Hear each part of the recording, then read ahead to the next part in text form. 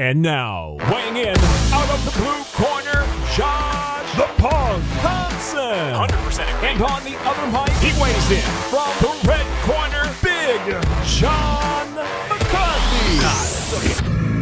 Well, hello to everyone, and welcome to the Weighing In podcast. It is Josh the Punk Thompson and myself, along with Podcast Dave on the controls, here to talk about what is going on in the world of combat sports. We had the UFC with Miesha Tate taking on Ketlen Vieira. And we also had World Championship Boxing, Terence, the man Crawford against Sean Porter. Actually, a really good fight. We'll talk about that and all the happenings of MMA and what's going on. My man, Josh, what's up, baby? What is going on? It's so nice to be back. I feel like it's been forever since we filmed last, but, that's only because I missed your beautiful face, the gray in their beard, and it's gotten a little bit more gray. I heard the grandchildren are at the house, for about a couple days. That's why it's more gray, man. Got all the grandkids at the house just running you and Miss McCarthy ragged, huh? Man, I'll tell you what. Okay, this is the truth. You forget, just what kids take as far as being able to, wrangle them up and handle them and make them happy and do things with them and stuff. It's like, all right, I'm exhausted. I'm done. I need to go out and work. Oh, man. And then you took them out to the farm and put them to work? Is that what you're saying? Oh, yeah, man. Dude, they had a blast out there because they get to drive things and they have, it's all fun. So yeah. They loved it out there. Let's jump into last night's fights for the UFC. That's great. We'll talk a little bit about some news as well that goes on. But make sure you guys hit that subscribe button on our YouTube channel. But I want to really focus on hitting our audio platforms as well. Spotify and iTunes, as well as SoundCloud, Google Play, all of those, Stitcher. Make sure you guys hit the subscribe there. We're trying to get our audio platforms up. We're doing pretty well there. You guys have really been hitting it now that people are getting back to work. They're listening to us in their cars. But if you guys can, please hit that subscribe button in the audio platforms. I want to thank you guys in our YouTube channel. We also have a Weighing In Extra, which used to be called our Clips channel. The reason why we changed it to Extra is because we're giving you guys extra content, especially over the holidays, coming up soon. So it's just stuff that's different, stuff that's different than what we normally do. So make sure you guys hit the subscribe button in that channel. When you guys go to our main channel, there's a link down below that'll take you to our Extra channel. Hit that link. And when you guys get there, hit that subscribe button. Hit the little bell, too, so you know when we drop all the new, fresh content throughout the holidays. Because there's not much going to be to talk about unless some news comes up. Fights are really on hold, during this time. There's like one or two good cards. But the rest of the time, we'll be filling in with some news and some drama and, a little bit of back and forth between John and I. Lucky for you guys. So, let's get, I guess, with all that being said, let's jump right into last night's card.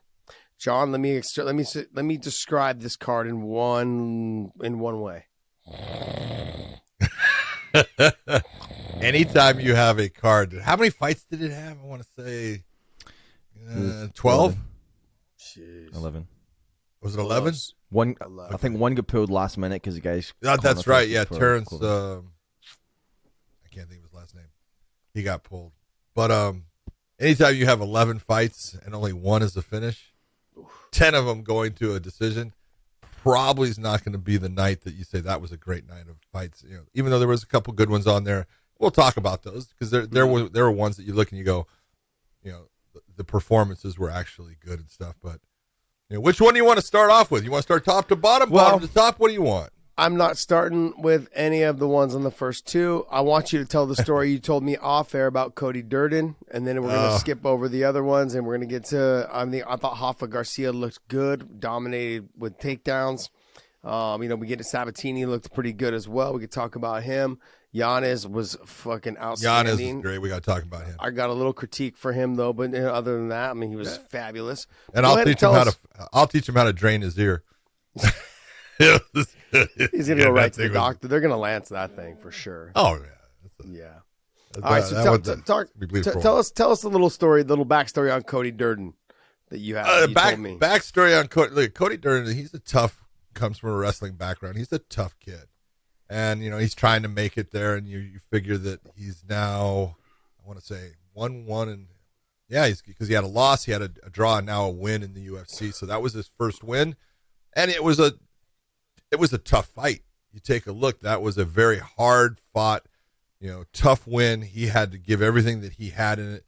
And it was the last thing that he did talking to DC. You go, son Yeah. What are you doing? Okay, you just made yourself, even though you're not, you made yourself look like an idiot. And you got to be careful of what you say. As far as, I don't think he was meaning what he said to the point, but whether he was or not, it doesn't matter. It was wrong. But I had the same incident, not the same, but I went to Georgia to teach long ago, and he was a young fighter, and they asked me to do a show while I was there, and so I did the show, and his was one of the fights that I did, and he wins, and he chokes the guy, I believe it was, and he gets the win, long before it goes to 3 rounds, but he acted like a dipshit, as getting up off of the guy and pushing him away, and it was just wrong what he did. And being the dumbass that I am, I kind of grabbed a hold of him and I picked him up because he's 100, he's fighting at flyweight. It's not that heavy for me. At least at the time it wasn't heavy for me. Now it's freaking heavy. But I picked him up and I walked him over to the corner and I told him, I said, hey, you know what? You're young. If you want to be a champion in this sport someday and you've got talent, start acting like one. Don't do that crap. You're acting like a fool and everyone's going to end up not wanting to watch you fight. Well, come back. Guess what? I didn't teach him a damn thing. But I hope he learns from it. I hope he learns that, hey, fighting is one part of this, and being able to talk and say things that you mean or not allow things that come out of your mouth that he's saying he didn't mean. So, okay, I'll say that you didn't mean it, but just absolutely stupid. Yeah. He's 30 years old, John. And I know people are like, oh, that's old. But honestly, in this sport, now that he's on a big stage, he finally gets the mic, there's so many things that he's rehearsed in front of the mirror in the bathroom that he's going to say. He finally got his first win, his first true win. Not a draw, but the first time he's gotten the mic, was able to say something. And he laid a goose egg, but it's a lesson to be learned. If he's gonna do anything from here, he could try to end up, fixing his reputation with positive comments, being positive on social media, and getting people to understand that, and stay away from reading the comments. That'll be the best thing. And then the next thing is next time you go out there after you get the win, man, just be positive. There was that thing. Remember when Ariel posted the video with Brendan, and Brendan was like, "Oh, I'm a little nervous, because it's because put it this, after your fights, your adrenaline is going. You don't know what you're going to say. You've rehearsed you've literally thought about all of the people you want to thank. You've thought about how all the adversity you've gone through in that specific camp. There's a lot of things you want to say. And then the person that is interviewing you never asks you the question that you want because you've led up to it. You've asked yourself in front of the mirror in the bathroom thousands of times. It's never that question. It's always about like, oh, did you see this arm triangle setting up? He's like, you don't rehearse that in your bathroom in front of the mirror. You're thinking, oh, yeah, vicious knockout. Yeah, how was it to get that knockout? It was fucking amazing. I did it the way I thought I was going to do it. It never happens like that.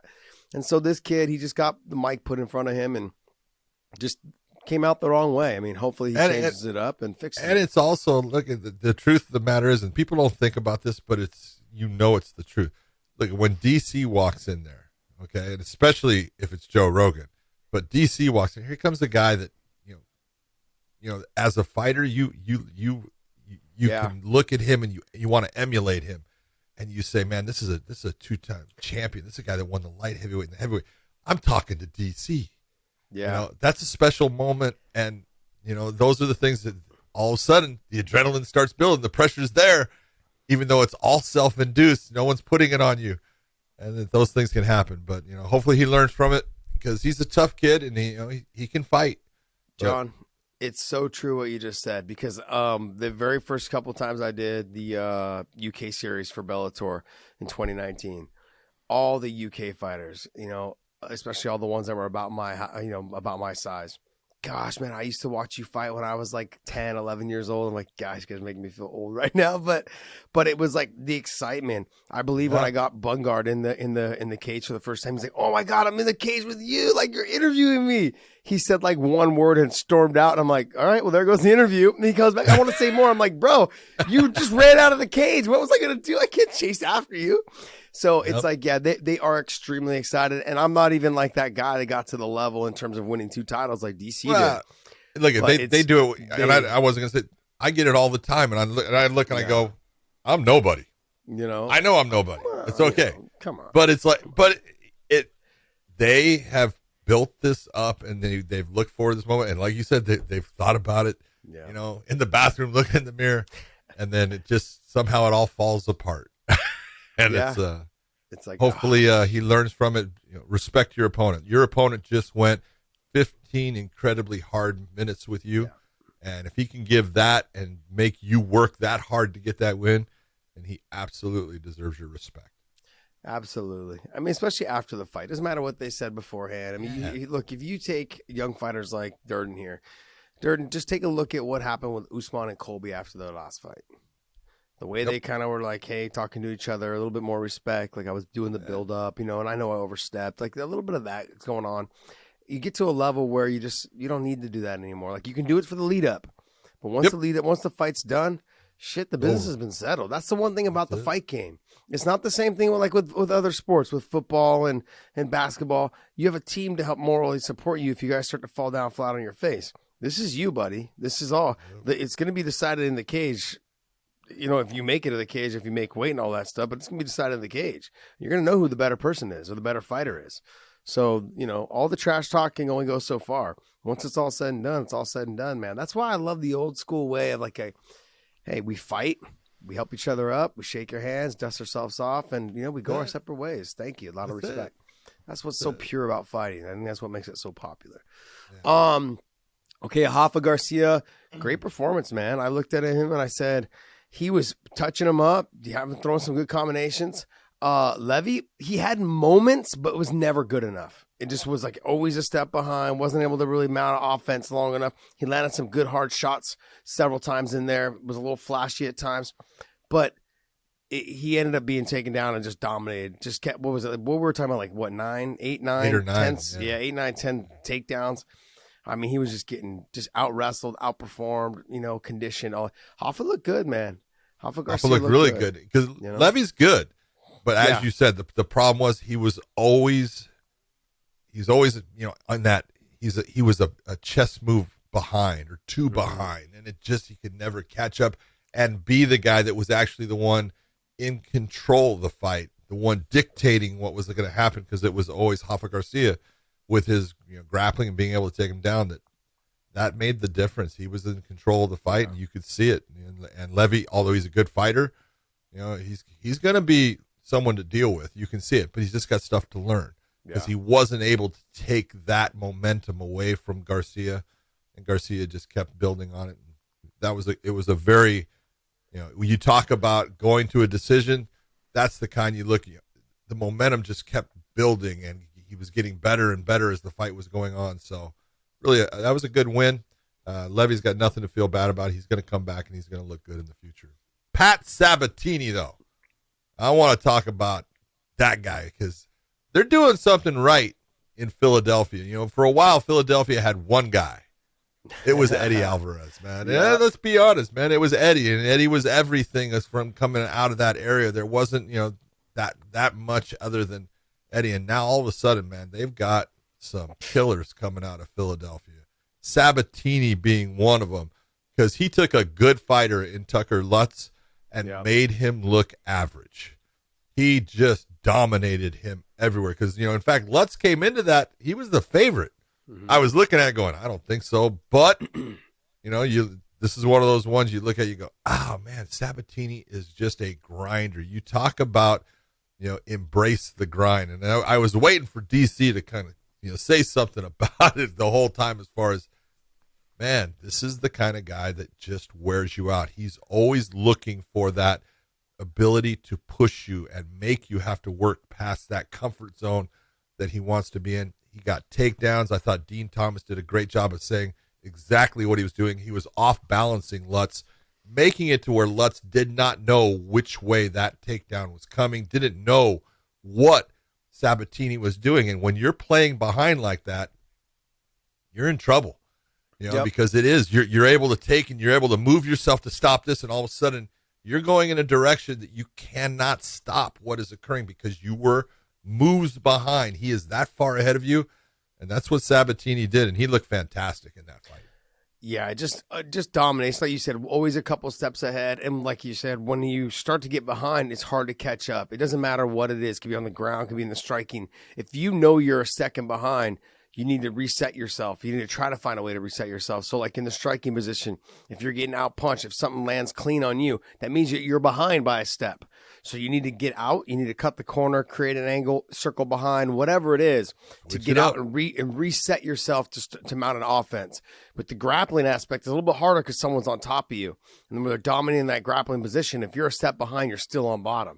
So that's why you always want to try to either get to a neutral position and then start working your way back to your feet and try to mount an offense from there. If you can't get back to your feet, that whole sweep, submit, get up, submit, sweep, get up. There's a rhythm to it. That's why I tell people, young fighters, I tell them to go.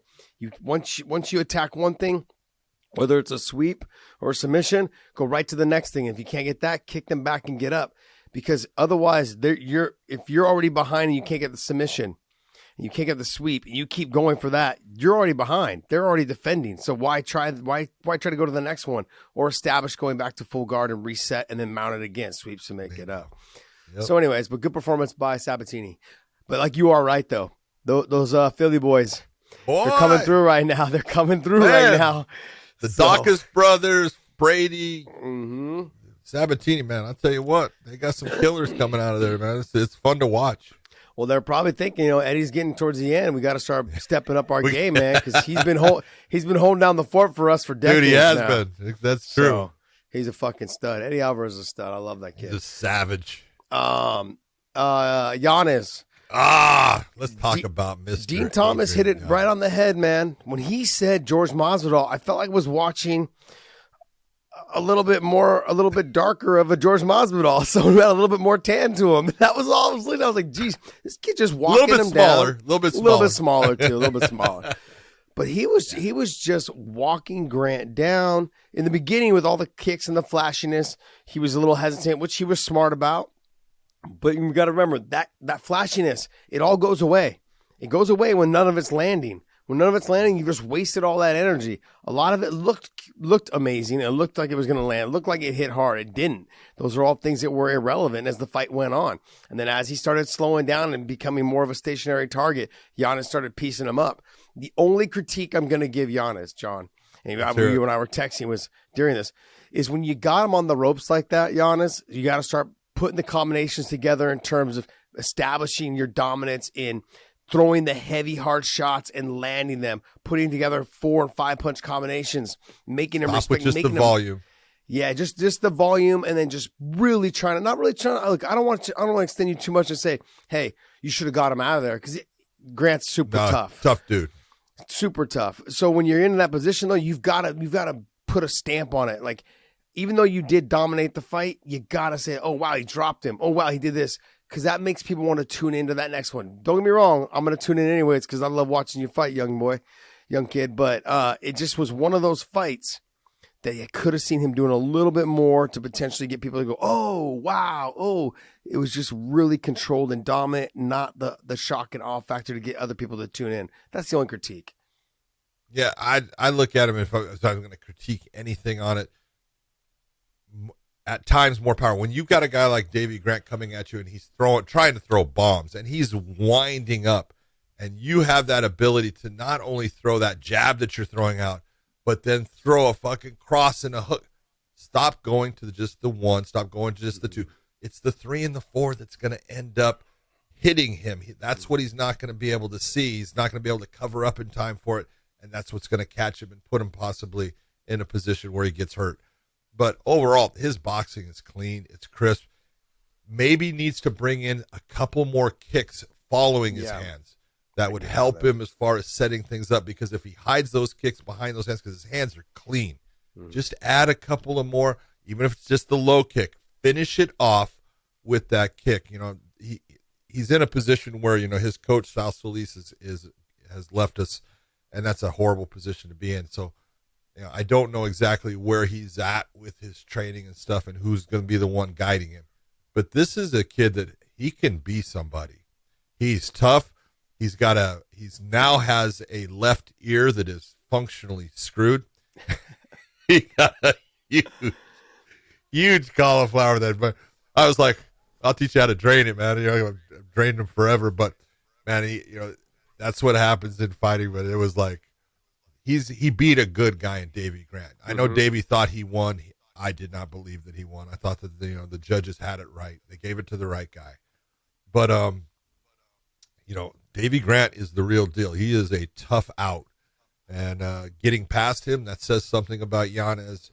And the future is bright. He just needs to bring some more elements into his game to make him more difficult to actually figure out, because he is very, as you said and what Dean Thomas said, very George Masvidal-like. And in the beginning of George's career, he was very much just boxing centric, I'll call it, because just used his hands. That's where he was comfortable.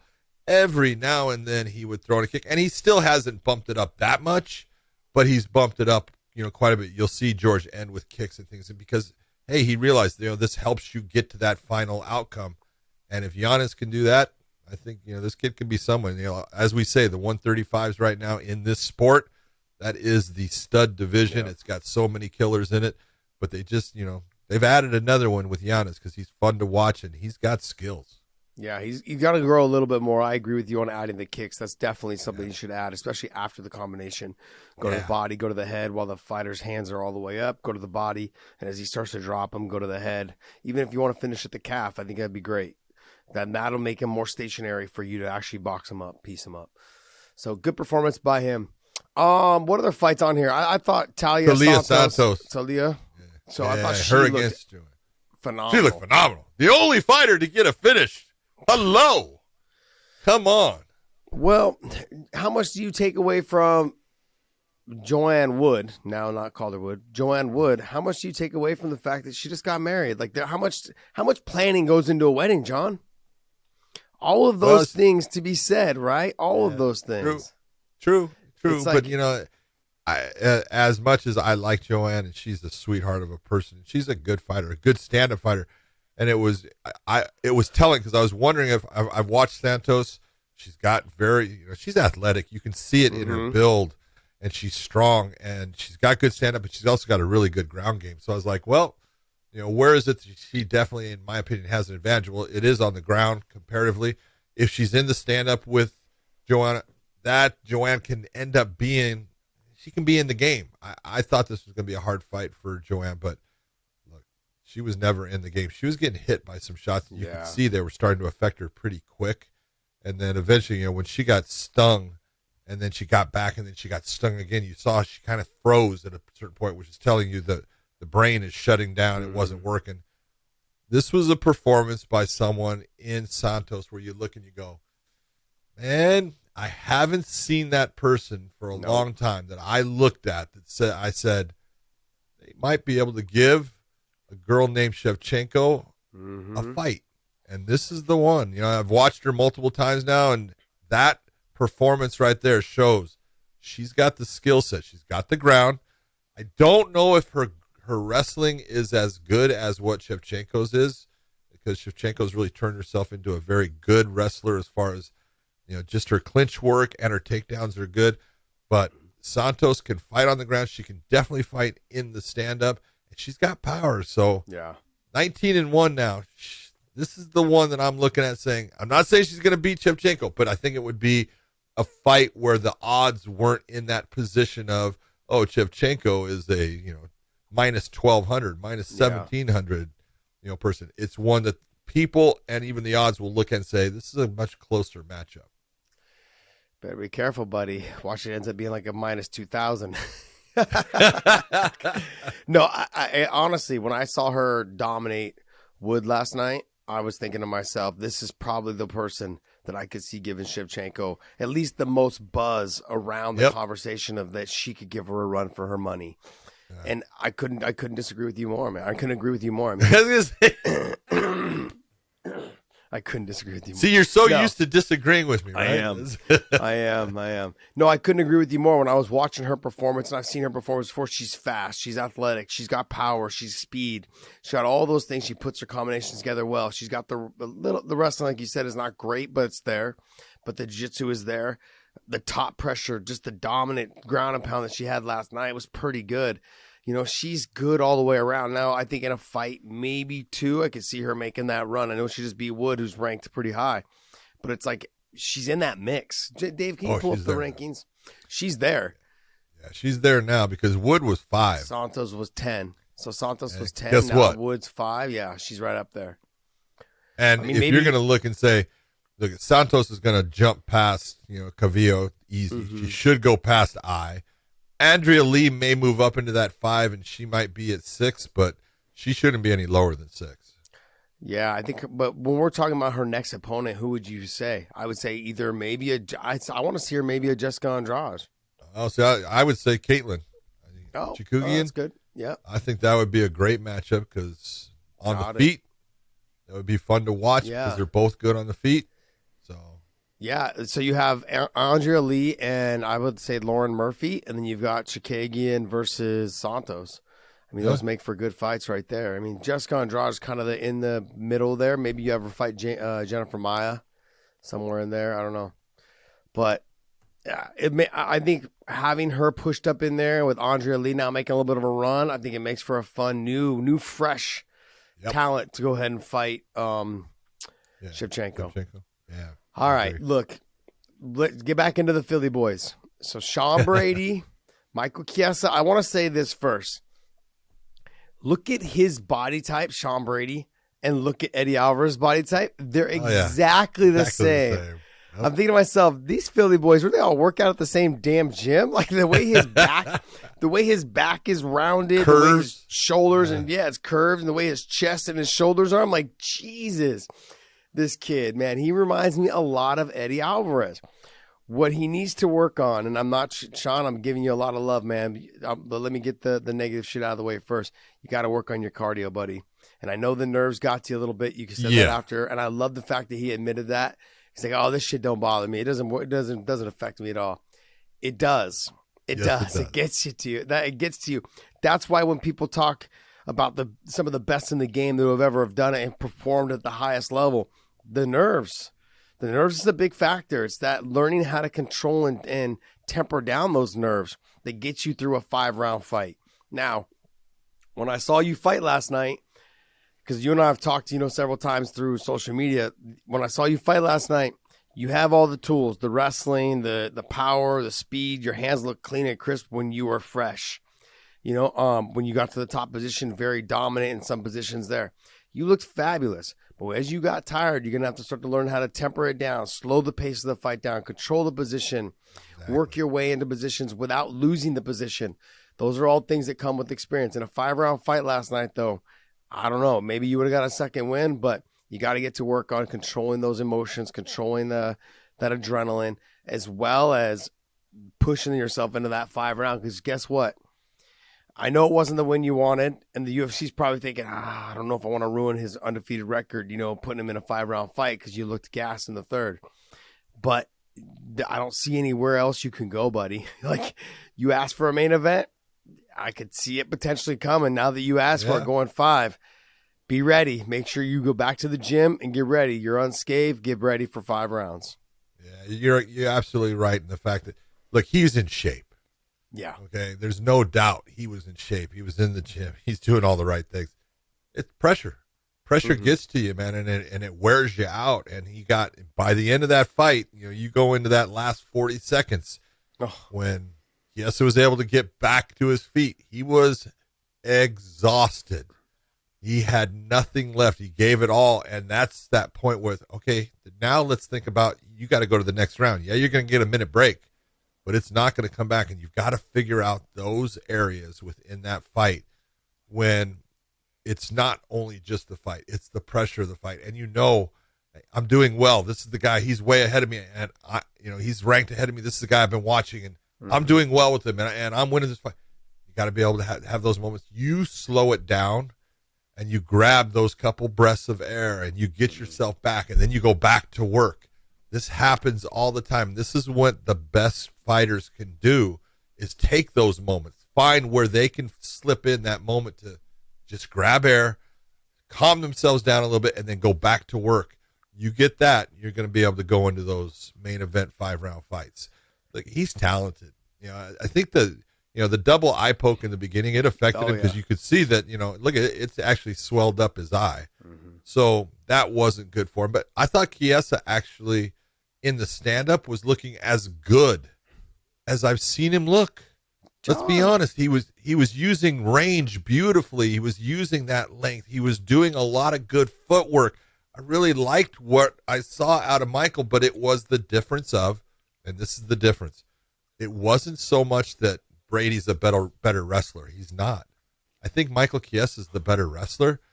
Brady was just that strong. But that strength in using it at times, because there was a couple times he just squeezed and muscled him down, where you can do that. You can step on that gas to get that takedown. But now you got to find that place, like you were talking about. You got to find that place to get that break, catch the air to get it back, because you're carrying a lot of muscle. You are a thick individual, and so you got to figure out where it is that I can slow this down in this position. But Chiesa was doing really good work at getting back to his feet, so that was making Brady just continue to work hard throughout it. But I thought, I've always been in that position. I always worry about Chiesa on his feet. I'm not going to ever worry about him. He looked really good. I thought that he got out muscled in the fight. He was in against a guy that physically was just stronger than him, was able to put him in positions that he had to work himself out of, and he couldn't mount an offense off of it. And, hats off to Sean Brady for that. And look at, there's technique is one thing, and sometimes just pure raw dog strength is another, and he has it, and you can use it. You just got to use it judiciously, because it will exhaust you. Well, here's the thing, John. On our last show, I sat in this chair and I told you exactly what I thought of Chiesa stand-up. Believe. That's all he's got to do is believe and throw it. That's the problem. You did. You talked about him against Magny. Exactly. I'm like, he got so pressured in moving around, like he was running. He got tired running around. Sit down on your feet and throw your combinations, and then move. You're moving in, punching at the same time, so nothing lands hard. When you probably could get people out of there, or at least get them a little wobbled, and then get the easy takedown and dominate from the position. He's just got to believe in his stand-up. When I saw him standing in front of Sean Brady, I was like, good God, you look like you're an 85-pounder. Like, he's enormous. He used to be 155. Come on. I know, but he's what, 6'1"? He's a big guy. He's like probably 6'1", 6'2". And I want to say this too. What's his name? DC, my boy. Hey, you were one word away from saying what I say on this show. So I know you listen. Tall, long, and lanky, my friend. Go ahead. Say it again. Say it again. Okay? You kept saying tall and long, and I could hear you wanting to say lanky. You just didn't want to give me the credit and the love for my words. I understand. I get it, DC. I get it. But yeah, he is tall, long, and lanky, man. The way he fights, he was sticking out long. His combinations were good. He just got to sit down on them and believe in them, and then move out of the way after that, or run it, or get in closer to the clinch after you land. He's just got to believe in his stand-up. That's all I want to say. Otherwise, he's got to, in that fight, he could have just turned the gas tank on a little bit sooner, a little bit faster, and I think Sean might have been in a lot more trouble. Because remember, that fight ended with him and Mount. That fight ended with Chiesa and Mount, and Sean turning sideways. So that's what scared me right there. If that would have been a 5-round fight, could have been a different story. And this is what, when you get tired, we talk about all the time, man, look at being fatigued. It makes everyone get to that position that I got no more. Yeah.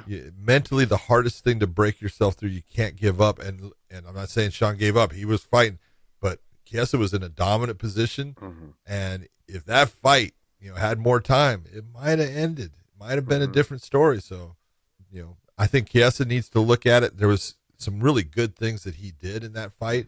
Like you said, if you sit down just a little bit more, you'll get more respect out of your opponent by just hitting him just a little bit cleaner, a little bit harder. He's not going to want to come in the same way. And for Brady, just got to learn how to you're the one controlling the pace in that. You've got to figure out where to grab those little times of rest. Yeah. I mean, when he does learn how to grab those times of rest, stop using so much strength in some of those positions. The moments that you hit the ground, that's when your body needs to relax. Give it a second to rest, okay, to recover. Get the breath. Don't be so tense. put yourself in a position where you can just relax for a sec, and so I think that's just going to come with more time. Look, he's 12. What is he, 13 now and 0? No, 15 and 0. Oh, he was 14 and 0 before. He was correct? 14 and 0. Was 12. I thought he was 12. He's moving up Next into that 15. stratosphere level, man. He's getting up there where people are going to be okay. What's the ranking? So that bumped him up to number 6 probably after this week. I don't know if he's going to. I don't know if he's going to jump everybody, but yeah, not in that performance. I mean, I could see him being up there, right there by Neil Magny and Masvidal, but I don't think he's going to get to 6. I could see him somewhere being in that. I think he'll crack the top 10. You don't think he'll be? You don't think he'll be up there? Up Bilal Muhammad? You think Bilal will be ahead of him? I think Bilal will still be ahead of him. I think Chimaev will still be ahead of him. Masvidal will move up, into the 6th spot, I think. Got it. Magny will fucking probably move up there, and Bilal, and then I think he'll be right underneath. I think he'll be 10. You think he's only going to go down a couple? 4? Who, right. Chiesa? No, Sean Brady. No, I think he's going to go up. I'm talking about Sean going where? To where? I think he'll be 10. You think Sean's going to move up 4 spots? 4 spots. That's pretty good. Jeez. I mean, he just beat number 6. You're not I giving know, him any but love. okay, but you're not giving our boy any love. I get it. I'm giving him a lot of love, but there's a lot of talent in front of him that there is. You're just not gonna jump it. Yeah, the guy he needs to stay away from is Neil Magny. I'm just being honest. Neil Magny is the guy that never gets tired. He'll put that pace on you. Yeah, put the pace on you. He's frustrating as fuck to fight. He's like he reminds me of Stephen Thompson pretty much. Stephen's got just crazier styles, sidekicks, all that other stuff. Neil Magny's just to come forward, walk you down, throw shots, and nothing maybe really hurts you but the long push kick. Very similar to Chiesa, very long. Yeah. Yeah, he's got to stay away from those because Sean doesn't seem like he's a very tall guy. I mean, I don't know how tall he is, but he doesn't seem like it. I almost look at him and go, man, you could probably fight at 55 if you cut a leg off. Yeah, if you cut a leg off, 15 pounds, he ain't. Nope. Man. 170. Stay where you're at, Sean. You're fine. Man, you're young, bro. Don't listen to Josh and think about going down. Stupid You're move. Young. Cut the weight. Young. You're young. Cut the weight. I'm kidding, bro. I'm kidding. Sean, stay where you're at, man. You're doing great. Good job. Congratulations on the big win. Next one. Let's get into the main event, man. Miesha Tate. Let's hear you, man. You're Tate. I know. Your girl, Miesha. Well, we want to quickly talk about one of our favorite products out there, a sponsor of ours, Fume. They are fantastic. This is a fun way, if you are a smoker, if you are a vapor, a actual fun and clean way of you to stop those disgusting habits of that smoke and that vape. It's bad for you. We're trying to make you healthy. And so is Fume. So what you want to do is get the Fume package. They have a holiday box. Santa was not that good for me right now because I know that Fume has sent me the holiday package and Santa has not delivered it at this moment. So I would show it to you. But overall, they are a company that is out there putting out clean and healthy products for you to stop the smoking, stop the vaping. Okay, I want you to think about the awkwardness that comes with smoking. Okay, it's not fun for everyone around you. It's not enjoyable. And this can be something that is clean. You can do it anywhere. You can do it on a plane. You can do it around your family. You can do it around your friends. Doesn't matter. It comes with the new olive wood Fume Prominent. That is the piece of equipment. It's a wood prominent, finely crafted and honed to where it is very small but functional with the fume cores that you're going to put in it, which are essential oils that give you that feeling of that hand-to-mouth action back and forth of the smoking, but now it is healthy for you. Also with this, you will get the holiday package getting Snickerdoodle. They've got a Snickerdoodle essential oil, and you put that in the prominent. Also candy cane, which is kind of peppermint, which is one of my favorites. Eggnog cookies. I've never tried an eggnog cookie. I love eggnog and I love cookies, and you can tell because that's the way you get this big. But eggnog cookies, another flavor, and spiced orange. All you have to do is go to Breathe Fume. Make sure you do not put an E on the end of that. www.breathefume.com/weighing in. Go to that and use the weighing in promo code to get 10% off of the holiday pack. If you go to that, you can pick out these flavors. You can get a present for somebody that you're actually doing them a favor. You're doing them a healthy thing in trying to get them off of something that's bad and onto something that's good. There is a limited supply. Each box has a number. They are numbered from 1 to 1,500. Make sure that you get one of those packages for someone you love. It is a great gift. They're going to love you for it. They're going to be a whole lot healthier. I want to say this about her, and I talked about, her when she left. You could see that Miesha didn't want to be in there anymore. Yeah. And that's the real difference that I see. I see some other changes, and man, she cardiovascular, she sat down on the stool in the 4th round and she wasn't breathing. She was in shape. She had no problems as far as, her conditioning stuff.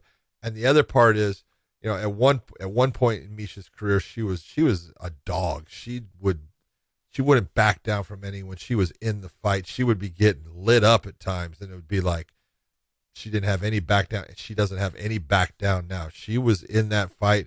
She ate that right hand, God knows how many times, and that's why her eye eventually started to close. But there was no give up in her. She never, she wasn't taking backward steps really. She was always trying to go after Vieira and trying to figure out a way to win that fight. It just wasn't there based upon, in my opinion, she's still just not that fast. Yeah. And the speed factor is causing her a problem. Well, I looked at a couple things. I thought she looks faster than when she left the sport. That's one. I agree with that.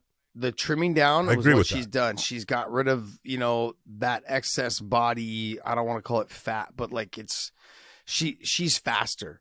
Her fluidity is good. Her movement is good. Like you said, she's physically in really good shape, and she looks it. She looks phenomenal. The thing is that I saw is that when I looked at her and Vieira face to face, Vieira's way freaking bigger, way bigger. And so that long jab the long right hand was a factor. Oh yeah. Every time Miesha tried to get in, she couldn't reach her. So when she did reach her, she stayed in the pocket too long. That was my concern when you and I were talking last night through text. I'm like, she lands a clean, hard shot, and she stands right there in front, and she got hit. So she got hit with the harder shot at the very end to end the exchange. So even when I'm like, oh, she won that exchange, she landed 2 hard shots, it didn't look like it to the judges because she's the one that got hit last. So there was a lot of things that she needs to fix in terms of her stand-up. Her stand-up is a lot better than when she left also, though, by the way. She's gotten better on the feet. Yeah. She, she seems more comfortable there. Yeah, I don't know how I feel about the wide stance and the arms out wide. That's a lot. But what she needs to start doing, I think, and I really believe this, is she needs to start utilizing that Sam Calavitas cardio to her advantage. When you have a young fighter like Vieira, she's very talented, she needs to push that pace so hard that it breaks them. What I think she needs to do, John, Miesha Tate, she needs to use that Sam Calavitas type conditioning and cardio and take a look at Aaron Pico. The way he fought Justin Gonzalez is how she needs to fight these young, talented females that are coming up. Because Vieira, you could tell from the get-go, was like, I'm in the cage with Miesha Tate. Yes. Oh, my goodness. Yes. You could tell. You could see it. She was afraid to throw. She was afraid if this fight hit the ground that it would be over. Because I'm sure she watched that Holly Holm fight and how Holly was having her moments, was sticking and moving, and Miesha, when she finally did get her down, dominated every time she got her down. Miesha's wrestling needs to get on track, so that's one. She needs to utilize her conditioning from Sam Calavita, and she needs to push it in terms of how Aaron Pico pushes it in his fights. Mix it up. Her wrestling last night should have been super aggressive behind those punches. Her newfound striking, I think it's extremely good. She just was long. She wasn't as long. She's not a longer fighter like Vieira was. She can't be in that. She can't fix that. She's got to move her head offline. And after she landed, she needs to get out of the way. She needs to step off. She would bring her head right back to the center point. She was there to be hit every single time. I know. I mean, but look, these are all little tweaks that she can make because she's got the experience. She's got a great camp. She's got a great group of people that she works with. And I'm telling you right now, she can make another run. I think she just got to get a little bit more time in the cage. She's got to get a little bit. John, I just saw you flinch going, I don't know if she can. I say she can. You say she can't. But we can agree to disagree in that situation. I like where she's at in her mind. Like you said, she wants to be in there. And that honestly, You look at people like everything. Al, we're going to talk about Al later, Al Quinta, but you look at fighters like that who are they're mentally checked out. Like you said, she was when she left the sport before. She is mentally checked in right now. Yeah. And so when someone's mentally checked in, the sky can be the limit. She can do all the things that she wants to do. She can make another run. That's why I believe if she was the one before, I don't think she could. She's mentally in this to win it. Okay. And I'm just going to ask you this, and this is why I say, can she compete with, the people, near the top of the bantamweight division in the UFC? Yes, she can. Mm-hmm. Can she compete with Amanda Nunes? No, she cannot. She doesn't have the speed to compete with Amanda, and this is the difference. Ketlen Vieira in that fight gave her way too much respect, and it was, oh my God, I'm in here with Miesha Tate. Oh my God, I watched her become champion. Oh my God, she's that person that I want to be. I want to achieve what she's achieved. All of those things. Andre Pederneiras was in the corner of Ketlen Vieira, and he was saying all the right things because, you and I were texting. I said, all she's got to do is step forward. Keep pushing her back. Do not take a backward step. If you are Ketlen Vieira in that position, you're making Miesha fight in a position she's going to have a hard time fighting. If you're going backwards and you're allowing Miesha to control the actual pace and location of the fight, you're hitting her, but you're not responding off of those. And you're not giving that second and third that can happen based upon your waiting. She kept waiting and waiting and waiting. And her coach is telling her, I need you to go forward. He was so right. And it was, in my opinion, all based upon I have so much respect and I'm kind of in awe as I'm in here in the cage with someone that I have watched for a long time and I have a lot of respect for. And I don't want to make the mistake. And so in having that fear of making the mistake, you're not performing to the level that you could actually perform. And that was, if I was going to, say anything bad about Ketlen, that would be it. Look, all the respect and everything has to step outside once the door of that cage closes. It's over. Mm-hmm. She's just another person. She's just like you. And you have got to fight that game plan that obviously her coach had put together and they had practiced because he's saying, I have to have you go forward. And she just wouldn't do it. She would hold ground at times, but she really wouldn't press forward and create that pressure that would have put her in better positions to do more damage and possibly, even get Miesha out of there. Miesha in her wrestling, if there's, you're talking about her striking and I'm seeing in her striking that it's gotten better, but her wrestling's gotten worse. Yeah, that's true. And that happens. And it's not, it's not that it's not there. She's not practicing it as much. She's not working on it.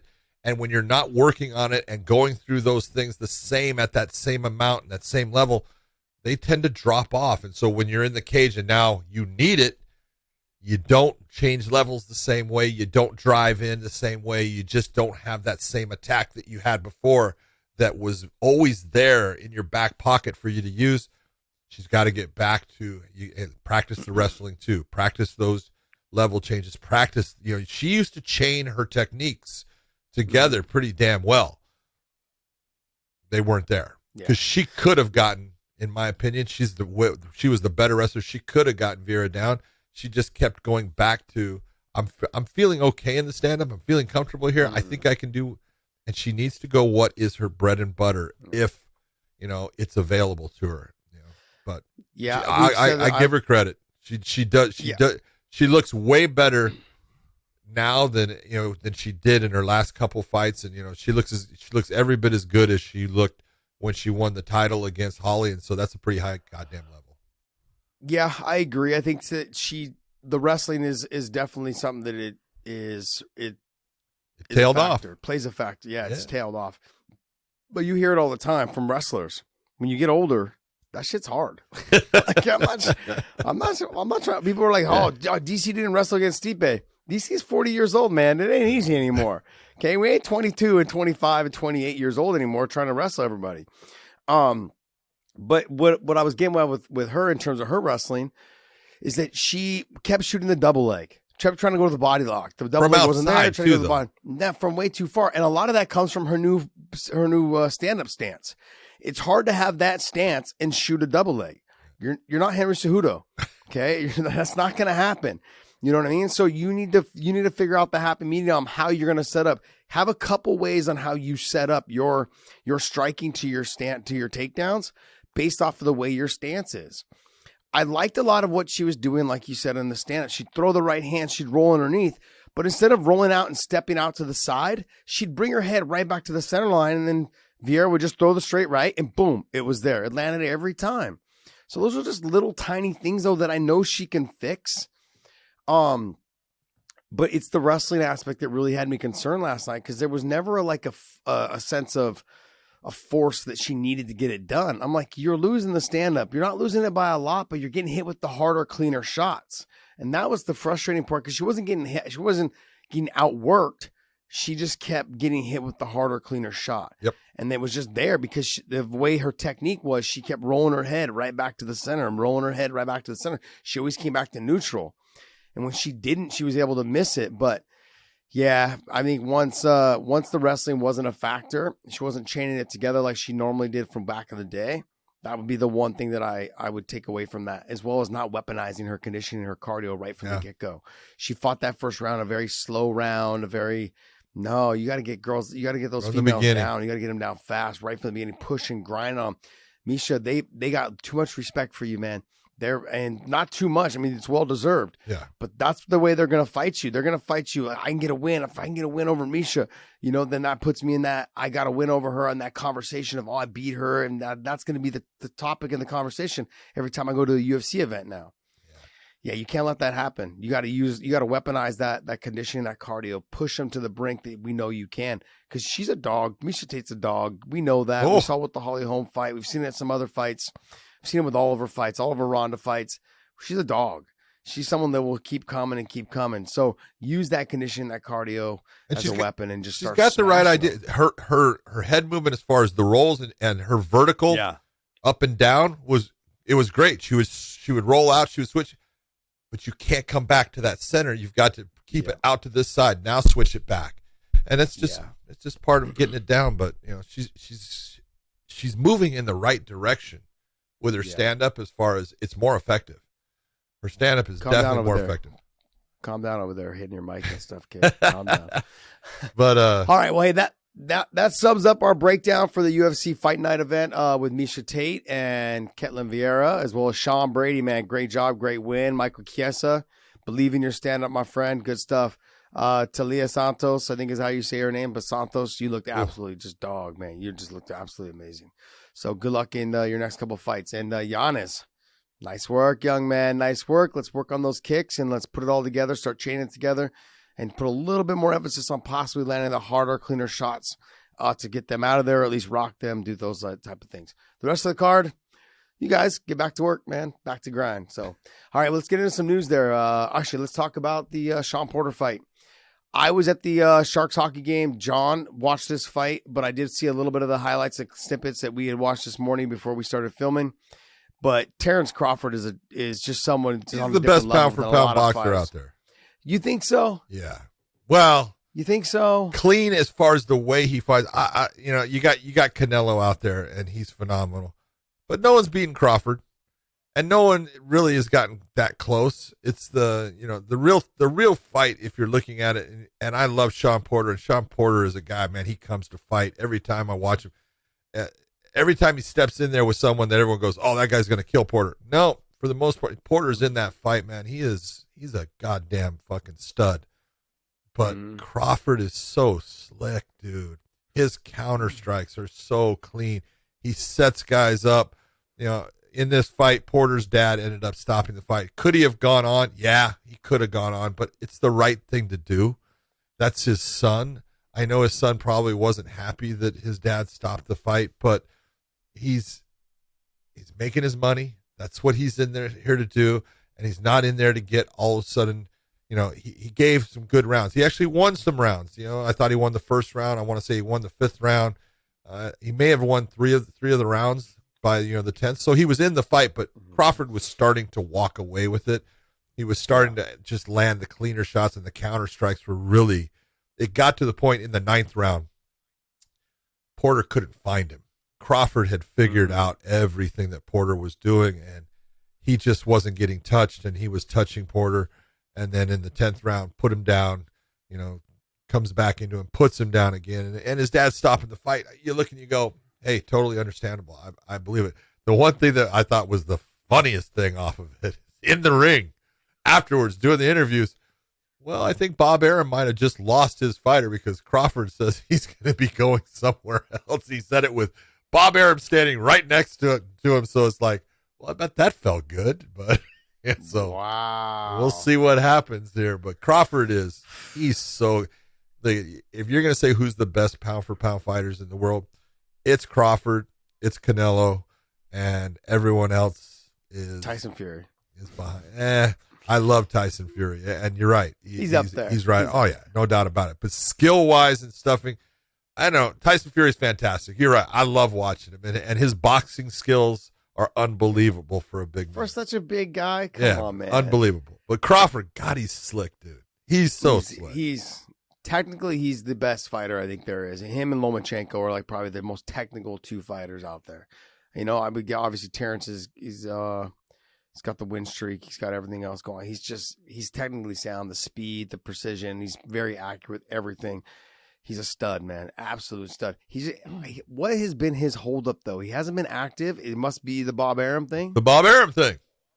It must be. The whole thing with the promoter. Yeah. Gosh, man, I hope we never become boxing. That's the hardest part. That's the hardest part. Everyone's like, oh, the Ali Act. Yeah, if you make the Ali Act, we're going to turn it into boxing. It's just like, what do? You got to find a way to make everyone happy. And there's no perfect in too this hard. world, And there's no perfect. Yeah. All right. Well, hey, let's get into some news, buddy. Let's go. What do you got for us, podcast, Dave? All right. First piece of news comes by the way of the UFC lightweight division, which not only is on fire, but the drama is on fire too, because Justin Gaethje has come out and said he suggests that Islam needs to do his effing job and fight Beneil Dariush. So let's get your reaction to that. Oh, man. All right, guys, go to mybookie.ag. Like I said, mybookie.ag. Use that promo code weighing in. And when you guys use that QR code right there, they're going to give you a little bit of extra spending cash for your first time when you sign up. So make sure you guys go to mybookie.ag. Use the promo code weighing in. Now, all the sports are developing right now. I was at a hockey game last night. I put a little bit of money down on that. Came out a little bit on top. I bet on the Capitals against my San Jose Sharks. Came out on top. I know. I'm one of those guys. So bet against the hometown team. I understand. But, hey, money was on the table, and I had to make sure that I got the win. Caps came out on top. Now, football's coming up. My Chiefs are playing Dallas this weekend. I'm going to stay away from that, by the way. That's one of those games I'm a little nervous about. But there's a little extra spending cash at mybookie.ag. Use the promo code weighing in. They're going to give you some extra money with that QR code right there. And you guys just enjoy the sports season that is available right now. Plenty of things to bet on. Now, with the MMA stuff coming up in December, big time pay-per-view card for the UFC. Bellator's last card, December 3rd, is an absolute barn burner of a fight. Plenty of fights on that card for you guys to put some money down on. So let's have some fun. John and I will be doing our special segment of weighing in on the odds, and you guys can get your information from us to go ahead and make a little bit more money at mybookie.ag. Use that promo code weighing in. All right. Here, hold on. Hold on. I'm going to start it off. Justin Gaethje. Good call. Way to go, dude. Oh, jeez. Put him in the corner. Try to back him in, man. Oh, man. That was nice. You backed him in the corner. Now let's see what he does. You know what's funny, John? What's that? All three of those guys are managed by Ali. Yeah, I know. They're all talking shit to each other. They're all, man.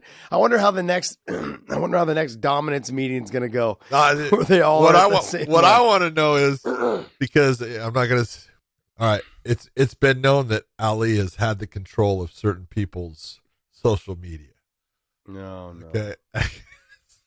So it's like, how's this gonna go down? Because he can't respond in some things. You look and you go, ooh, this could be unique. Well, I mean, look, if Gaethje's going to get the fight against the title, the winner of the Dustin Poirier and Charles Oliveira fight, hey, no one's going to bat an eye. No one's going to be like, oh, it should have been Islam. I'm not going to tune in. It is what it is.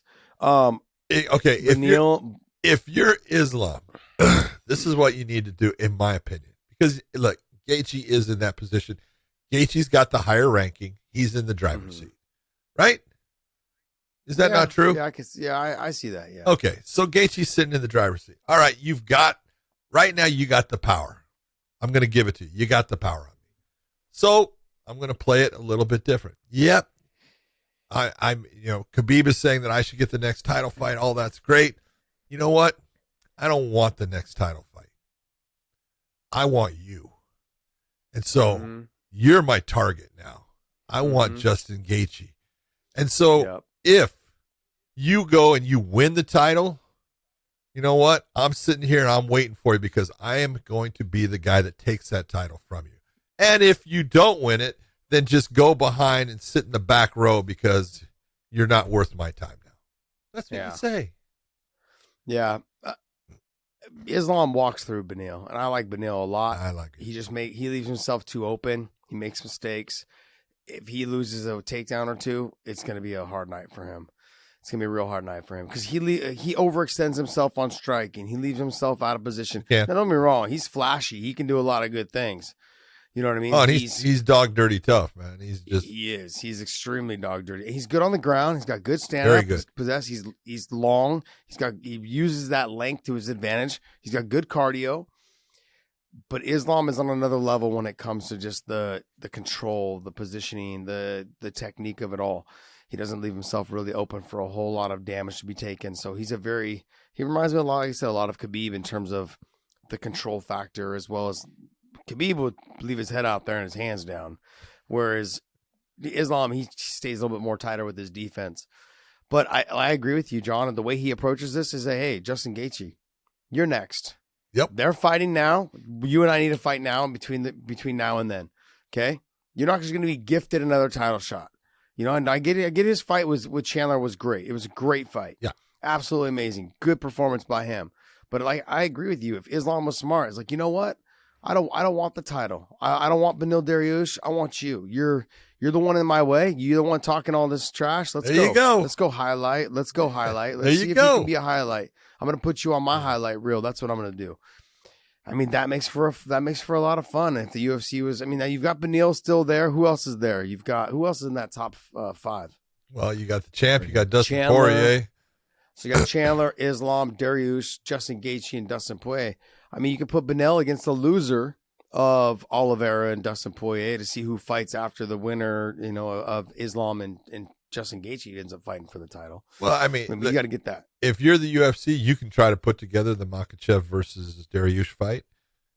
Try to put it together, and if you can put it together, that's great because you're going to have the Poirier versus Oliveira, and then if you want to put Justin Gaethje, but if I was Islam, that's the guy I'm going to start to go after. Oh, you want to talk shit about you deserve? No. In fact, I don't even care about the title. I want you. Yeah. I'm going to prove that you don't deserve that title shot. That's the way you go about it. That's smart. But I think on a management point of view from Ali's like, well, that's different. Let's not bring in. Nah. Oh, they're both managed, but No. He's like, nah, fuck that. One of them is going to have to get paid. So I can get paid. Yeah, that's how this works. That's how that works. One of them's got to fight for the title next. He's got 3 right now in that title. He's got Justin Gaethje, he's got Beneil, and he's got Islam all in the top. They go 2, 3, 4. Yep. I ain't mad at you, man. I ain't mad at you. And the only reason he doesn't have the championship is because his guy retired. Yeah, that's nuts, isn't it? Isn't that crazy? I wonder who else he has on that list down below. No, I don't think he has any of those guys. No, anything below those guys. You don't need them. When you got the top 3, you don't need them. Jeez. All right, what's next? Next story is more on the lighter side of things. DC had come out on his new ESPN show and basically listed top MMA boxers of all time. Right, so I love all time. He lists his top 5 as James Toney, Max Holloway, Peter Yan, Conor McGregor, and Junior Dos Santos. The ESPN published this on Instagram, and a bunch of fighters and respond. DC got ripped. Notably, Nate Diaz and Dos Anjos. Dos Anjos said, "I'm surprised DC didn't put Khabib and Islam on his list." And then Nate Diaz says, "What you know about boxing, DC? I'm shitting on this list." Oh, Okay, man. okay. DC made a play. He made a play because he was basically going with, you know what? Ryan Clark doesn't even know that James Toney doesn't even know that he was in the UFC. Now, he could have said something about... DC didn't even know James Toney was in the UFC. He probably had to call somebody to tell him. You remember James Toney fought in the UFC? He fought Randy Couture. That. But you look at it, and so I think DC was in that, I'm going to be able to sneak in James, because he's a great boxer, and he was, let's just be honest. But he wasn't an MMA fighter. And so when it says top MMA boxers of all time, you can't put James Toney even on the list because he had one MMA fight, and he threw 0 punches. Basically, so DC, you tried to out sneak him, and it didn't work for you because it was a bad call at number 1. The number 1 of Ryan Clark, that one is understandable. Anderson Silva as the best boxer, okay, I'll go with that. That's a good one. Or you can say Max Holloway. You can, that's fine too. But your number 1 just crushed all of your list. It made you look bad. Because you tried to sneak it in like you were being tricky. Nope, you untricked it, and you tricked yourself, man. I hate to tell you, Ryan Clark wins this battle. Look, you guys, if you guys haven't hung around or been around DC long enough, he did this shit so he can get guys like Dos Anjos and Nate Diaz to comment on it and stir up the more shit. This is what he does. Okay, like people call me the punk because I would pick fights with DC, and I'd pick fights with, say, Kane, and I'd eventually, like, pick fights with both of them and then get them to interact, and then I would leave and have them fight it out with each other. DC is someone that will take it all because he's just so over the top. He just doesn't give a crap. He likes to stir the pot in any way he can. He's having fun with this, you guys. He knows that James Toney was probably just the big name boxer in terms of boxing. But MMA boxing, he did it strictly to get guys like Nate, guys like Dos Anjos, guys like Eric Anders, and those type of guys to comment on this his Instagram or whatever this thing is. Okay, so that's all he did it for. He did it for the shock and all. And guess what? We are here right now talking about it because he put together this dismal number 1 spot of James Toney. Overall, like he doesn't even have Anderson Silva on there. No, you know, but I do agree with him though. Max Holloway being number 1, I'd do Peter Yan number 2. If James wasn't in there, if James Toney wasn't in there, I'd be Max number 1, Peter Yan number 2, Anderson Silva number 3 for me. Then I would mix up whoever else in that. I honestly would probably have Nate in there over the Conor situation. Only because Nate, in terms of boxing and long durations of it, he's the better guy. Conor's good for the first round and a half. Yeah. After that, he's not the same boxer anymore. Boxing is about longevity in terms of being not just on longevity, but being able to go the distance and have the same type of style and crisp, clean technique. Nick Diaz never really had a clean, crisp technique, but he's got the output. He's got his own technique. That boxing. Though. He's got his own. He's got that boxing style. It goes soft, soft, soft, pitter patter, hard, hard when he hits you and lands something clean. So then, how are you going to put Nate in front of Nick? Yeah, that might be true. But Nick's, I guess current. Are we saying was current fighters? They're both current. Is Nick really current though? So it's all time. So wouldn't you? Oh, is it all time? Is it all? He says it's all time. Of all time. And I'm going to tell you, I think Nick's boxing is better than Nate's.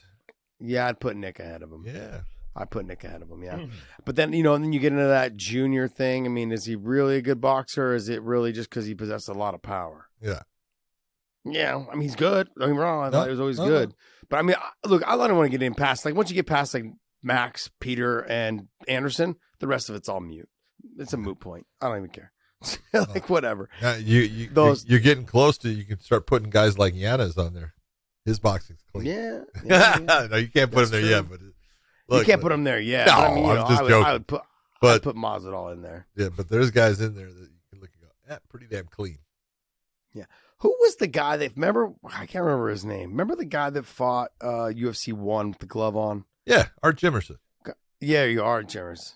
How good was he? I never really followed up on anything. As a boxer? Yeah. You know, and this is at the time that he fought that fight. He only had a couple of losses. He became I'm trying to remember what champion he was. I cannot remember. I could be wrong, so I'm not going to say. But he was he had won a world title, but from that point, it's Jimmers, right? Jimerson, Jimmerson, Art Jimerson. There you go. So he, but from that point that he fought that fight against Royce, things fell apart for him. Everything fell apart, and he was never the same, and it did not help him. And the fact that you're pulling up his one fight and pulling him up on SureDog, go to BoxRec if you're going to pull him up. Okay. Go to BoxRec.com and pull up Art Jimerson, and that'll give you his boxing career. How dumb do you think he feels that he wore a glove? That's gotta kill him inside that he decided to wear one glove on his hand. I wrecked that fight, dude. That was me. What? I totally what happened? wrecked that fight. Here it comes. Now you got to tell us. You can't just say something like that. You got to tell me exactly what you're talking about. My God. All right. I went to Denver probably a week before the show. I think it was, we were there a week before because I was working out with Royce and sparring with Royce, and he went 2 weeks, and I couldn't take that kind of time off, and so I went a week before because he wanted to acclimate himself to the altitude and stuff. So.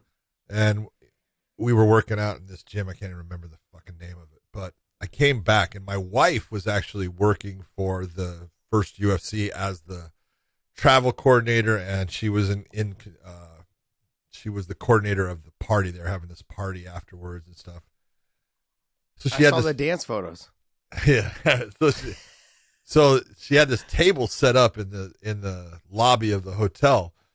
And so I got done working out with Royce, and I came, and I'm standing there, and I'm talking to her, and Art Jimerson, Ernest Hart, who was his trainer at the time for MMA because it wasn't his boxing trainer. Ernest Hart was a martial artist, and Art Jimerson's wife, who later became a judge for MMA because she got all involved in MMA. But he comes up, and there's the three of them, and they start kind of talking, and my wife is answering their questions, and then he looks at me and he goes, "You're with my opponent." And I go, yeah. And he goes, and he starts, moving his hands and flashing a jab and flicking it out. He says, how's he going to stop that? Right. And I go, oh, geez. Well, it was funny because I said, I got a question for you. I said, that's a great jab. I'm not saying it's not. I said, but how many times in a round of boxing do you think you get into a clinch? Right? And he goes, I don't know. I said, well, you think maybe 3, maybe 4 times you get in the clinch, 5 sometimes. Sometimes it's 8, depending upon what the guy's doing. He goes, yeah, you get in. I said, so that's when you're not supposed to, because clinching isn't something you really do a whole lot in boxing. So what are you going to do when someone wants to be in the clinch? And he goes, and so for whatever reason, there's this room behind where the table is. And I said, here, I'll tell you what, you can try to hit me with your jab, and I'll just try to, get a hold of you, and we'll see what happens. Right. And he goes, all right. And we go into this room, and all I did is, as soon as he said go, I dropped levels, went right into his legs, burp, boom, put him on the ground. And I'm on top of him with my hand up. And he looked at me, and his eyes got big, and he goes, oh my God, he's going to break my arms and legs, isn't he? That's his words, right? And I go, no, all you got to do is tap. I said, if you feel pain, tap. And so that fight takes place, and he comes out with the glove because all of a sudden he's like, I can't. Now he's not even thinking about winning. He's just thinking, I've got to survive. And if I'm going to use a jab, I need to protect my knuckles because I don't want to hurt my hand. And that was his idea, I guess, with the glove. And so as soon as, Royce just takes him down and gets him out, and he's tapping based upon, I'm getting the fuck out, because he was he got paid. Yeah. There was the amount of money that Royce won for $50,000 to win it. Look, if they had to pay Art Jimerson money to get a pro boxer that had a good record, that was the only way they were going to get him. And he almost didn't do it. I screwed that up. That was me. I definitely did not help his confidence. Well, that guy, he came wearing a glove. I'm like, what are you doing? Dude, well, he had no just clue, taking away man. your one hand. You can't grab shit with that thing. It's like, so. So Hey, yeah. I wrecked it. It was me. Dude, I swear to you, as soon as that fight ended, Horian is sitting there and I'm sitting right by the cage and he looks at me and he gives me like this look, like he puts his hands up and I'm like, I got no idea. Right? And I'm He thinking, didn't do that. I'm He didn't thinking, do that oh, when he I walked out with screwed up. one glove on. Like, what is this? What is this dummy doing? Like one glove? Okay, whatever. I know. Anyways, Yeah. all right. What else? What were we talking about, Dave? Well, we got way off track. You guys were. You were the making one fun that of brought this, up this ridiculous James list. Toney. Yeah. All right, next one. Let's get our next story though. So Joanna, young Jacek, comes out and says her comeback fight should be Weili Zhang. Yeah. I agree with her Yeah. now. I agree with her. Weili's coming off of 2 losses. Her last win was against Joanna, and Joanna has not fought since that fight. That's one you could actually put together. I kind of like it. I don't have a problem with that one. Yeah. And it was a phenomenal fight. Why are you yawning? You're yawning over that fight. You have no idea what a good fight is. I thought it was an absolute amazing fight. We know it was what? It was up for list of fight of the year. Did it win? I don't even know if it won. Yeah, if I'm Joanna, I really want to jump on the fact that Weili's coming off those 2 losses. And that's her confidence will not be the same. Her output, the way she's rethinking the way she fights right now. She's not confident. And that happens. That happens to fight. Confidence is key in everything in terms of fighting, specifically in fighting, because it's just you and one other person. You have no one else to blame but yourself if you don't get it done.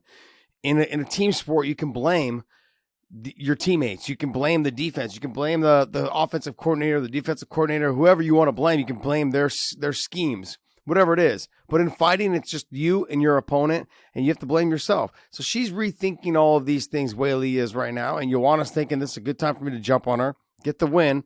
First fight was great, and if I get this win, that puts me right back into that Rose Namajunas talk and conversation about having a fight.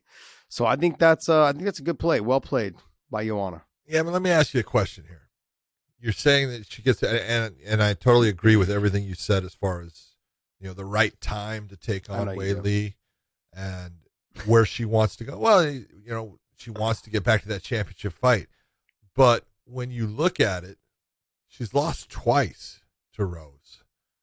Do they put her in a third fight against Rose? Because let's be honest, is Rose the better fighter now than when she fought against Joanna in those 2 wins? Yeah. I think she's even better now. Is Joanna a better fighter right now? Not too sure. Yeah. That's a tough one. It's a tough one. Dave, can you pull up the rankings? My Zoom went down, so you're going to have to.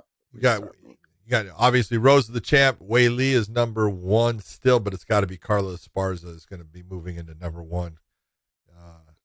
She should be in that. Marina Rodriguez would be behind her. Then Janan. Yeah. Then Mackenzie Dern. I mean, you're taking a look at it. You're saying all this stuff. Joanna's not even on the list based upon inactivity. Mm-hmm. So, if you were going to put her on the list, what's that? That's right. I forgot they took her off the list. She'd be number 2, number 3, somewhere. Yeah, in there. you would say she's number. I would say maybe 3. Yeah, past Carla or before Carla. No, I'd say she's got to be behind Carla based upon wins and losses. Yeah, didn't she already beat Carla? Isn't that she won the title? Who she took the title from. Yeah, that's who she took the title from, right? Yep. Got it. I mean, I'm down to watch those 2 fight again. I'm sure if she could get that fight, she would do it.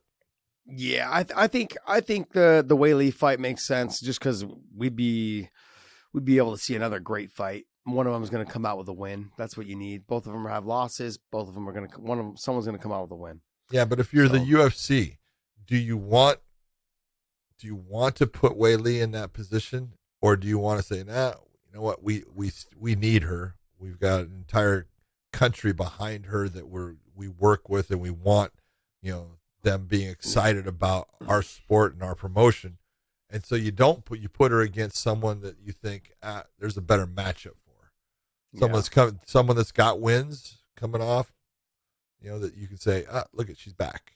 I don't know. Her and Carla, Weili versus Carla.